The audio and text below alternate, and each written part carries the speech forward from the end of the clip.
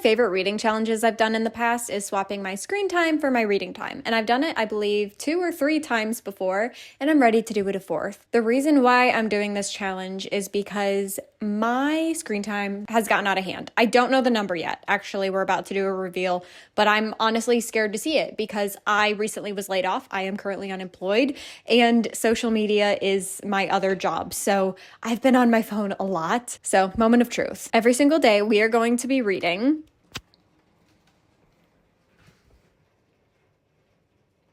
last week, my daily average was 7 hours and 27 minutes. Honestly, I don't know how I let it get this bad, but I definitely did. So, you know what? Every single time I've done this challenge, it helped me reset because I've known for a while now that I need to get the screen time under control. Nothing has really worked for getting screen time down than doing this challenge. So that's exactly what we're going to do. The series that I am super excited to start is An Ember in the Ashes. I haven't even taken it out of its plastic wrap yet. I honestly know nothing about the series. I don't believe I've read anything by this author either, so I'm going into this totally blind. I'm ready to kickstart off tomorrow reading 7 hours and 27 minutes every single day until we finish the series. We'll see.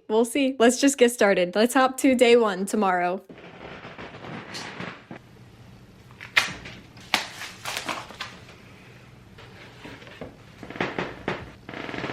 I decided to start this off with the subscribers to seconds for no other reason than the fact that I'm supposed to post one tomorrow and I haven't even filmed one yet. So I figured what better way than just to start off the first book that way. And now on the bright side, we have the first 2 hours done. Well, 2 hours, 17 minutes and 30 seconds. I must also say, this is a spoiler-free review. Okay, so this is me giving my spoiler-free review. This book, it didn't get off to a slow start per se. There's 2 different POVs and 2 different storylines happening at the same time. And one of them off the bat from chapter 1 of his POV, I was absolutely hooked. The girl's storyline, however, I must say, it's not that it wasn't good, it's that it was really cliche. Like it's a very cliche inciting moment for dystopian books. That's another thing. I thought these were fantasy, and I'm definitely noticing some fantastical elements, so I'm not saying it's not a fantasy series, but it's definitely more dystopian than anything. Maybe I'm wrong. Maybe someone else would disagree. Another thing is, a trope that is in this book is trials. I am so stinking over trials. Like, it's not that I've read a lot of bad trial books. I've just read a lot of trial books recently. So now it's like I read the word trials and I'm like, here we go. Like, a lot of them like to really closely pull from The Hunger Games, and that's fine. The Hunger Games is great. If you're gonna pull from any book, like, might as well pull from an amazing one. However, we haven't actually gotten very far into trials yet. And I also really don't want to say like where things happen in the book, because I do think that's a part of the reading experience, is not expecting it. But at this point, at page 180, we're not very far into the trials, which part of me is wondering if, because I just read the first, like, a little over a third, like, we're kind of close to halfway through the book. Like, not there yet, so maybe just about a third, between a third and halfway through. I feel like not a lot has happened, but everything that has happened, I've really enjoyed how it's done. It feels kind of dark. Like, it's kind of giving Throne of Glass in the vibes, if that makes sense. And it's definitely, there's some divergent undertones here and there. I wouldn't say I'm necessarily getting Hunger Games, but there's certain aspects of the Hunger Games in, like, the way that fear-mongering is how this world operates. And then, everyone's separated in different factions that represent different things. And the way the military operates, like, very loosely kind of reminds me of Divergent as well. So there's a lot of really great things being pulled from different book series that I do love. So I am so far absolutely loving this book. I feel like it's a little too early to say that it's going to be a 5-star for me. Obviously, like, a lot's going to have to happen, but I will say, like, there was something that I just read that had me, like, clutching my pearls, okay? Like, I actually, like, I was a little breathless reading this part of the book because I couldn't believe it. Like, it was just, like, dark, but it was also very artfully done by the author. Sometimes you read something disturbing in a book and you're like, this author needs help. And then sometimes you read dark stuff and you're like, wow, like this author really knows how to pull at a reader's heartstrings. That's what this feels like. It feels like the author is pulling at my heartstrings, which I don't appreciate, but at the same time, it's making my reading experience very immersive, and I am enjoying that. I am very uncomfortable right now, and I do want to snuggle with my puppy, so I think we're going to read on the couch for a little bit, and then I am doing 75 hard, so we're going to have to like walk and read. It's my indoor workout though, so we can walk on the walking pad and read indoors tonight. And honestly, guys, I think we're gonna finish the first book in one day. I mean, what did I expect? I have to read for 7 hours and 27 minutes. I have been absolutely fighting an inner war to put this book down, but you know what? I got to part 3 of the book, which is Body and Soul, and also just happens to be 50 pages from the end of the book. So I'm sorry. I know there are so many times where I could have put the book down to talk to you guys, but I cannot describe the chokehold this book has on me. Like, you would think that I would be struggling right now because I'm having to read a whole book in one day, and arguably one sitting, although I've changed settings at least twice and I'm about to change settings again. I'm loving reading this book in one day. Like, I don't want to put this book down. I'm actually, besides the fact that I'm highly motivated to not be up insanely late finishing this, I don't actually want to put the book down. It's already past my bedtime and we have a little under 2 hours left. I think actually closer to an hour and a half. I won't do that mental math, but I did realize that I still have not done my 45-minute indoor workout. So we are definitely going to be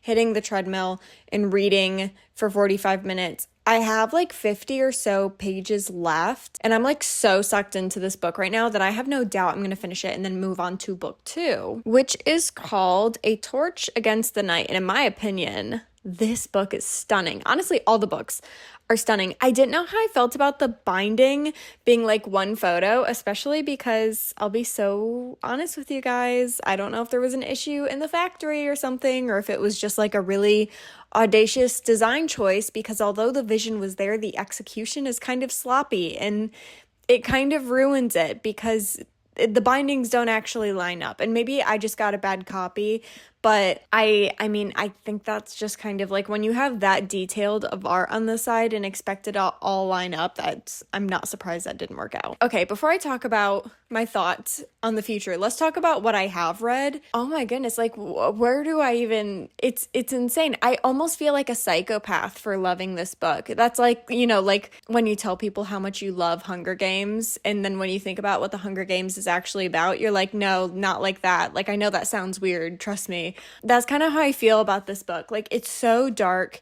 It's very disturbing. I take back what I said about there not being that many fantasy elements. There's actually a lot more. Now, definitely not enough for me to say that it's like a high fantasy situation, but it's definitely like a fun fantasy dystopian hybrid, if you will. All the villains are horrible, but in the way that like you actually hate them. And honestly, you need to hate a good villain. And here's another thing. The author is not afraid to make the reader uncomfortable. And that to me, I feel like is something that a lot of authors are missing out on right now. They want to have villains, but they also don't want to offend people or make people uncomfortable. But the thing is, villains don't care about that stuff. So it would make sense that your villains are the most like atrocious, disgusting monsters. So I'm like legitimately like wishing the biggest ills on these villains. Another sad thing in general is I feel like reading this book is making me smarter. I often don't feel that way about fantasy.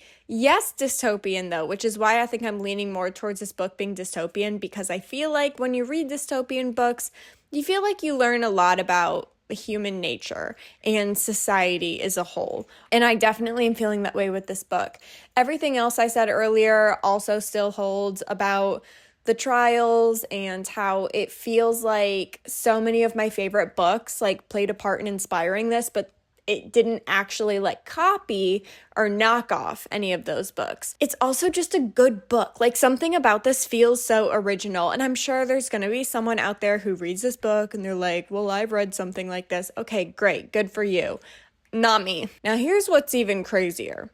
what I just read was like, honestly, it would be an insane ending to the book. So the fact that there are 50 more pages, my brain can't even comprehend what's going to happen in the next 50 pages. And not a happy ending. I'm not saying like, oh, it's a happy ending, I don't want anything to happen. No.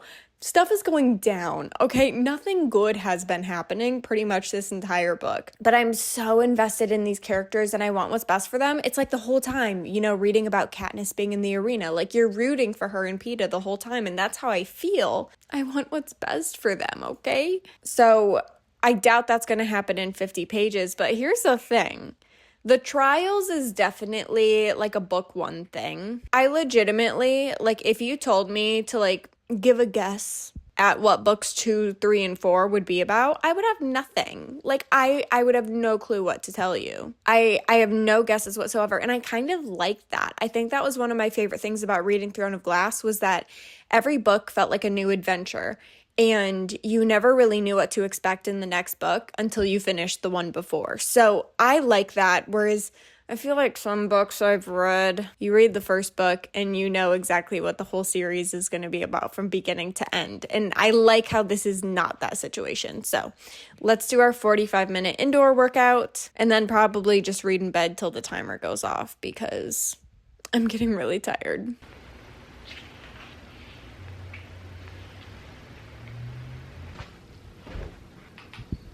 Sure enough, I finished an Ember in the Ashes well before the timer went off, and so I got started on A Torch Through the Night. Even curled up in bed, and I read until we finally hit 7 hours and 27 minutes. I couldn't talk to the camera last night because my husband was asleep and I really didn't want to wake him up. And then I woke up this morning and I instantly just had to pick up the book and know what happens next. And now here we are. I didn't read as much as I would have liked to this morning, but I realized it's actually supposed to get pretty warm pretty quickly today. And I actually decided to go on a run this morning because I looked at the next run in my program and I debated taking a rest day from running today after running a 5K yesterday, but I saw that my plan just has me doing a 15-minute like shakeout run, and to me I'm like, a 15-minute run, that's like a mile and a half-ish, so that's like nothing, but it's gonna feel like a lot more than that if it gets really hot and sunny out. So we're gonna get ready for a run real quick. I feel like I need to start writing down every single word that I'm learning from this book. Like, it doesn't feel like super advanced and hard to read. However, like every other page there's a new word that I've never heard before. And I do love when reading teaches you new words. Something I am also appreciating is that there's starting to be like some, you know, like romantic tension and like some complex storylines involving romance in this book. I'm actually really glad that romance was not really touched on hardly at all in the very first book, because I feel like so much was happening in the plot, and kind of like in Hunger Games, like, I feel like it wouldn't have hit as strong if Katniss was like boy crazy for Peeta, you know what I mean? So think of it like that. I'm not saying that's exactly the scenario that's happening here, but I feel like the romance did need to take like a major backseat in the first book for the plot to hit as hard as it did. And now that we actually like know the plot, we know how corrupt the government is, we know all the forces at play, and we definitely have an understanding of the main conflict, now it feels appropriate. Another thing, I am absolutely in love with the character development of the main girl. Something that really does bother me in modern day dystopians and fantasies is either one, the main female character, she starts off the series being like perfect, and we're just supposed to love this character from page 1 and root for her from beginning to end. Or on the complete opposite end of the spectrum, we have this really weak, tiny, little, frail girl who then somehow in one chapter practically overnight becomes this like warrior. And that to me is also really annoying because it's like that's just not realistic. Either they have no character dynamic whatsoever, or they have a lot of dynamic, but it doesn't make any sense. What I love is that we are actually getting to grow with the main girl character. Like, we are actually seeing her life change before our eyes. Every single time she, like, improves and gets stronger, and not even just, like, stronger physically. That's actually not really even, I wouldn't even say, part of her character arc. We're seeing her just get, like, more emotionally strong and more going from like, I'm just a civilian who's been affected by everything to like a what if I can help make a change. The main character of this book just feels so realistic, and every single moment of growth we do see from her, you can see how she got there. I also feel like, although it's kind of dark, there is a little bit of like comedic relief here and there, but not in a way that throws off the storyline in any way. It feels like very appropriate. And if anything, it just kind of gives a relief from like all the dark stuff that's kind of happening and the depressing stuff that's happening in this book, without like downplaying the seriousness of like what is happening in this fictional world. So applause, applause, applause.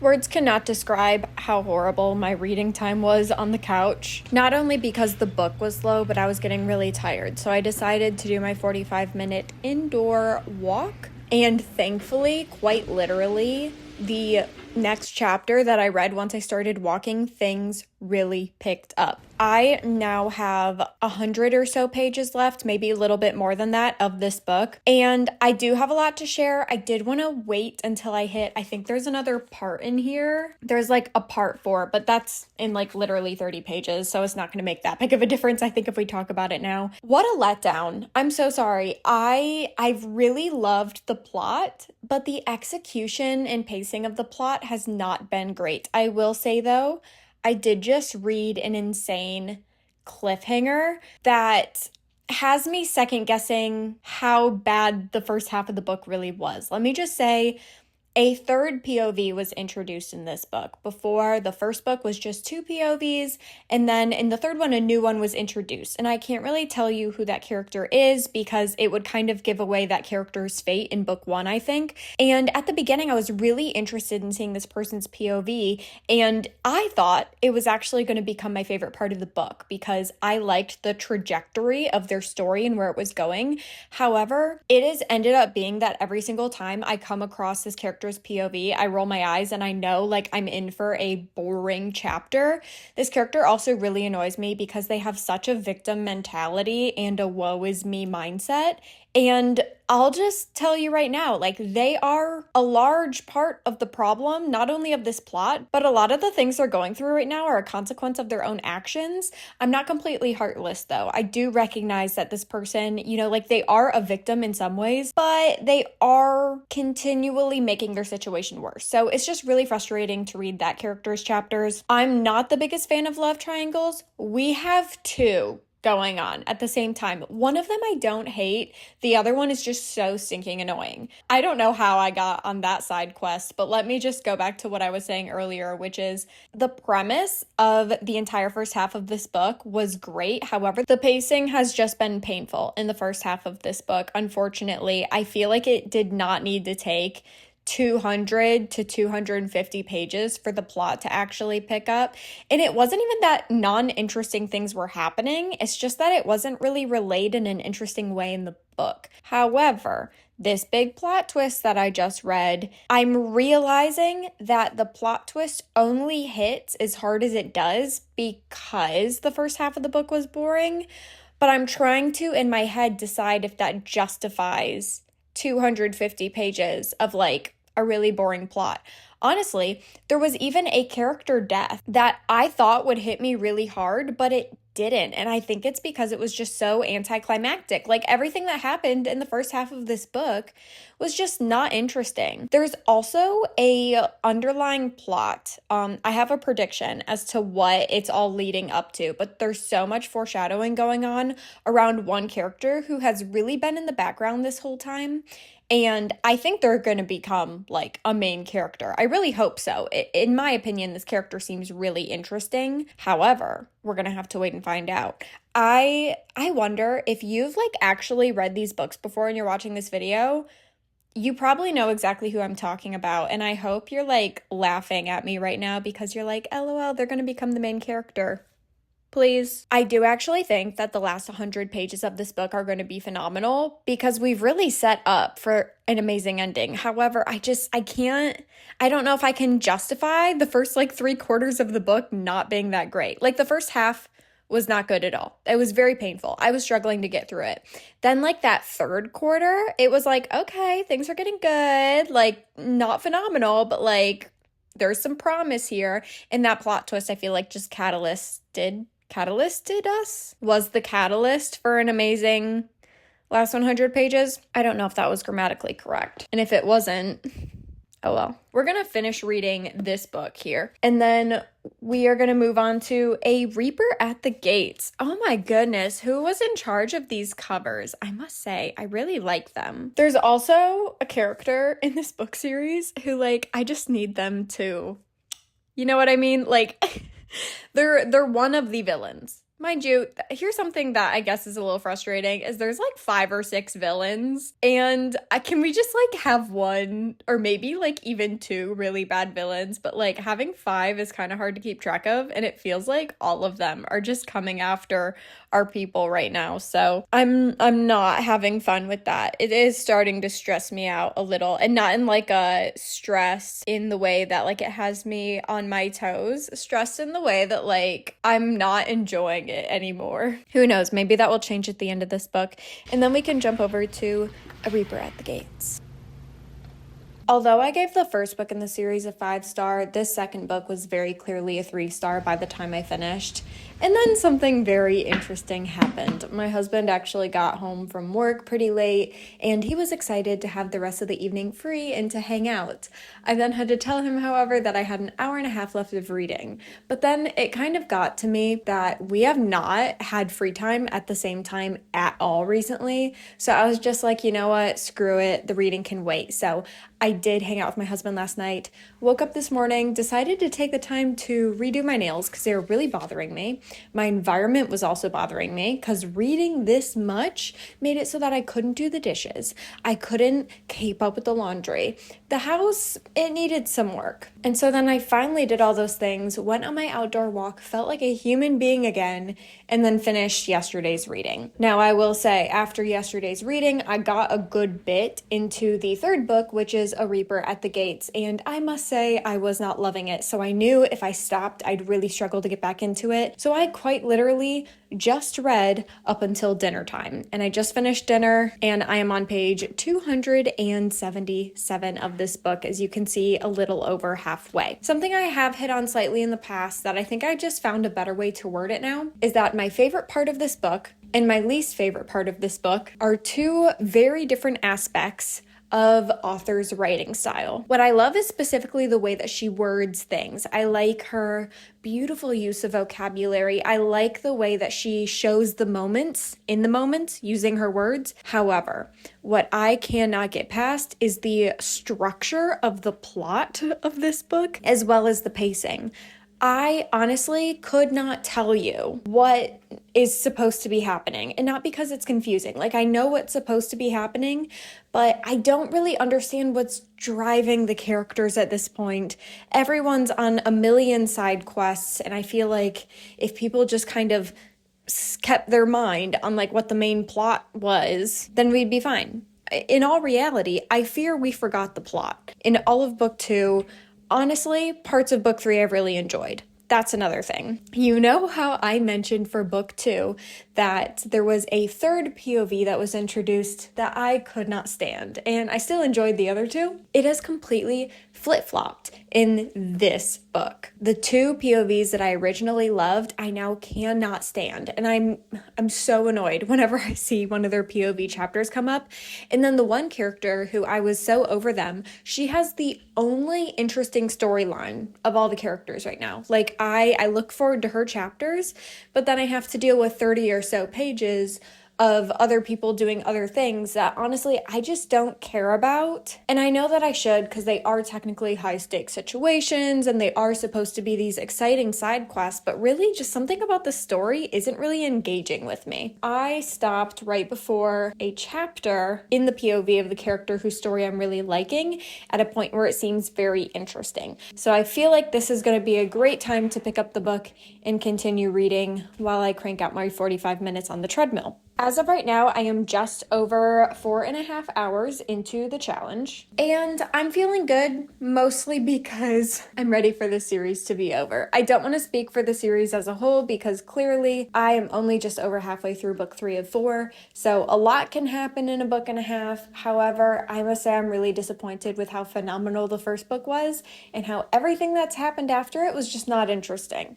It almost feels like, and I'm saying feels like, okay, I don't know for a fact this is what happened.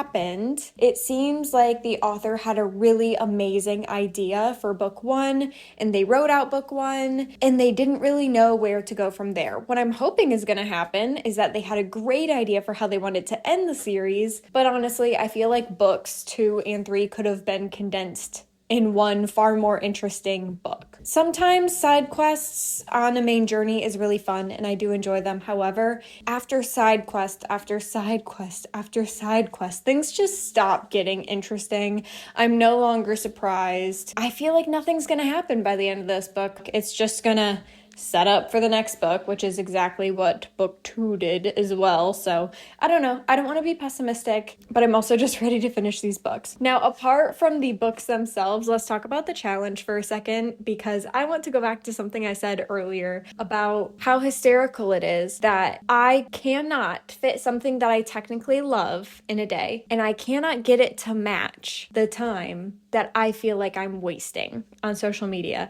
I don't love scrolling on social media. I love creating content, and definitely some of the time on my phone is towards creating content. However, majority of it is scrolling. I also realized that I'm one of those people that I like to have YouTube in the background while I clean, while I get ready for the day, while I do quite literally anything that is a brain off task. So that's another big thing where I'm realizing maybe I'm exposing myself to a little too much media every day, and I think it's kind of numbing my dopamine receptors. Wow, that sounded a lot fancier than I'm qualified to confirm, but I think it's really funny how I can spend almost 7.5 hours a day on my phone and it feel like nothing, but spending 7.5 hours doing something that I love means that I'm behind on laundry, I'm behind on dishes, I'm struggling to find time to squeeze in making dinner and doing my workouts. Like that's very eye-opening, and that's a big part of why I wanted to do the challenge. I feel like I needed to face the ugly truth of how much time I'm actually spending on my phone. It feels like way more time than you think it is when you spend it doing something other than looking at a screen. So this has been very eye-opening, and I'm definitely going to be on my phone way less after this challenge. I just know it. But for now, I am already going to be getting to bed super duper late because we still have a little under 3 hours left to go. So I am just going to keep reading, and I will talk to you once I finish this book.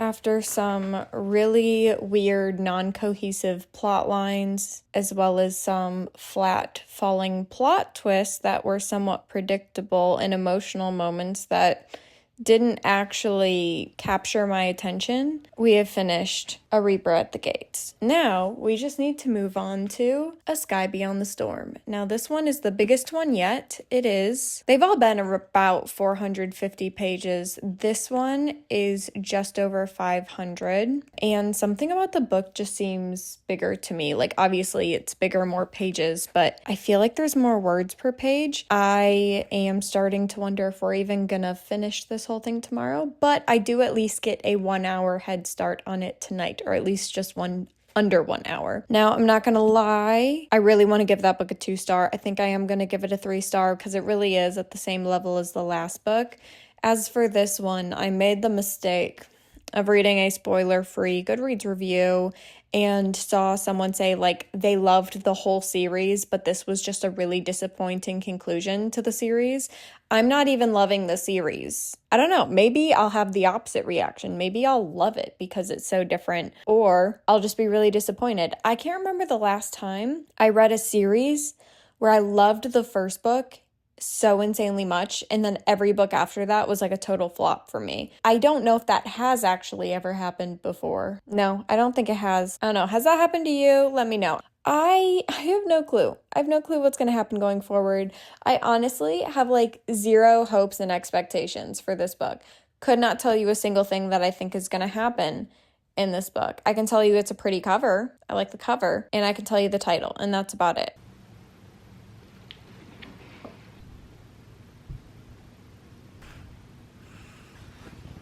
I woke up this morning and honestly cranked out the biggest chunk of this last book in the series, and at the most insane rate. I think I'm just like really excited to be done with this series. Also, I will say like book 4 hasn't been as bad as book 2 and 3 were, so I'm definitely more engaged than I was in the past, although I wouldn't necessarily say that I'm loving this book. Now, I'll be so for real, I just spent forever getting ready for my interview, and if you're wondering why I'm dressed very casually, also ignore behind me. This was getting ready for interview. It's tricky because the dress code for the job that I am interviewing for today is insanely casual, like probably the most casual dress code of a place I will ever work in my life. And although I wanted to like interview in a way that was like, you can envision me here, see, I fit in, I also didn't want to show up in biker shorts and a graphic t-shirt and them just think that I wasn't putting my best foot forward. So this is me putting my best foot forward while still in the dress code. Anyways, I definitely think we're gonna finish the book before the time goes up today, and I actually really hope that is the case because I called my mom while getting ready and ended up just talking forever, and I technically could read a little bit more now before the interview, but I just know my headspace. I am so anxious right now. It's like excited, nervous energy for this interview. So yeah, there's no way I'm going to be able to focus on the book. So I think I'm just going to like take my dog on a short little walk or something and then do the interview. And then we'll continue reading and finish the reading at the end of the day. I guess you could say the interview went well because I got a phone call about an hour after getting home saying that they wanted me and I start on Monday. So that is very exciting. And as much as I just wanted to celebrate, we did have to get back to reading. So I walked on the walking treadmill for a bit and honestly cranked out a lot of reading on there, even past my 45-minute indoor workout walk. Then I came and sat down in my reading chair and just cranked the rest out.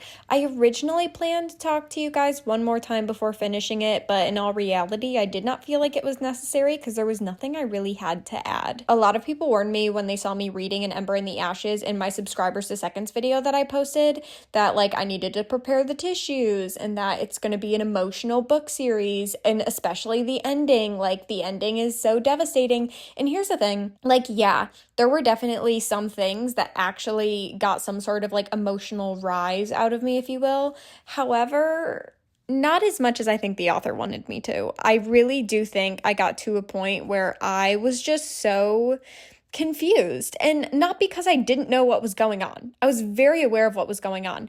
I was just so confused about so many choices that the author decided to make. I honestly can only say, because this is a spoiler-free review, that it is 110% just my preferences to these types of fantasy books. If I'm reading a fantasy book, something that is so important to me is a really strong magic system that can be explained, doesn't have a crazy ton of loopholes, and is fairly structured. It has rules in a way that I can actually comprehend them. The magic system in this book just consistently felt like a cop-out and a way to get out of certain plot lines. Another thing that I didn't love is feeling the need to humanize the villains. Sometimes that works, and I've seen situations where that is done well. However, at this point in this book, given how bad the villains were, let's just agree they are horrible people. Like, let's not try to humanize them, maybe. So that's another thought. There were some character deaths that did hit home for me. One of my biggest pet peeves, and I've definitely talked about this a lot in videos, is like, and I feel like I can say this because so many people do in fact die in the series that I feel like this is not a spoiler. But one of my biggest pet peeves is like a plot line where someone like dies and then it turns out they haven't been dead the whole time, or there was like a loophole and they came back to life, whatever. That unfortunately in a specific situation did happen. And to me, it was just like, what a cop out. I'm in this point where I have a plot that I've been thinking about and I've been like debating whether or not I should try writing my own book or not. I'm honestly leaning towards no, but I do have a plot for a book that maybe one day I will hopefully write. I don't know. And the horrible thing, and this is just me being so candid and so honest with you, so I'm so sorry if you love this series and I'm about to break your heart, but to me, I just kept seeing things in this book that told me, like, you know what? I'm not going to do that in my book. Like, it felt like a really good instruction manual on what not to do in my book that I might never write. I feel like that's a really harsh thing to say, but it's truly just honestly how I feel. And I'll even go as far as to say is I purely think that my issue with this book had to do with the writing style. So I did also take off all other books by this author off my TBR list. And I know that sounds really heartless, but I'm not saying this to try to bully this author. I know a lot of people love her work and it's for a reason. Like, she writes for a certain group of people. I unfortunately just don't think I was her target audience with the way that she writes. There is no problem in that. I am not the standard for reader satisfaction, okay? They're still good books. They just weren't good for me. That being said, I don't think that I'm going to be able to enjoy any of these authors' other books, given the fact that 95% of why I struggled to get through this book series had to do with writing style and writing choices by the author. I still think the fact that she has published as many books as she has and they're doing as well they are is still really impressive, and I still wish her the best. Like, I don't want you guys to think that I'm trying to, crap on this author. It's really just that these books are not for me, and that's okay. And the last thing I will say, which also sounds really harsh, but we are just all about brutal honesty here, is that I am absolutely 110% convinced that this book series would have put me in a horrible reading slump. I do think a big part of that was forcing myself to read it in 4 days. But however, if it were not for the fact that I had already started The Hunger Games and I'm rereading The Hunger Games and I'm so stinking excited about that reread, I probably would have gone into a reading slump. As for the challenge itself, I definitely hit on this earlier and I'll just reiterate it. This was very eye-opening for me. That was an insane amount of time to be reading every single day. I should not be spending that much time on my phone every single day. And I'm not going to shame you if your iPhone time is equal to mine or more than mine and you're happy with it. Like maybe 7.5 hours is low for you, and that is you exercising some discipline. That is awesome, and I'm very proud of you. I think we all could do with putting our phones down a little bit more. That is all for this video. I hope you enjoyed it. If you did like it, you should definitely check out a bunch of my other reading challenges that I've done in the past. I have done this reading challenge before, as well as 24-hour reading challenges and the ABC reading challenge. And of course, you should definitely subscribe to stick around for more reading challenges like this one.